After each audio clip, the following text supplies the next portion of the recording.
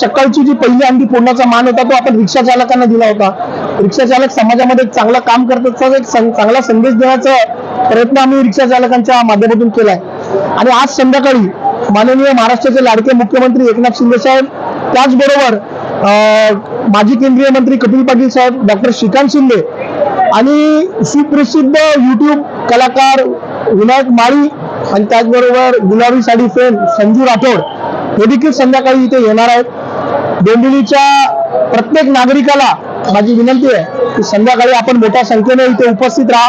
YouTubeवर आपण लाईव्ह हा कार्यक्रम करतोय आणि महिला सुरक्षिततेसाठी महिला सुरक्षा हंडी देखील आपण आज लावलेली आहे। ती हंडी फोडण्याचा मान आपण महिलांना, डोंबिवलीच्या मंडळांना देणार आहोत। तिचा उद्देश एकच आहे की दहीहंडीच्या माध्यमातून तरुणांना चांगला व्यासपीठ मिळवून देणं आणि हा एक चांगला हिंदुत्वाचा जो जागर आहे तो करण्याचा आमचा प्रयत्न आहे।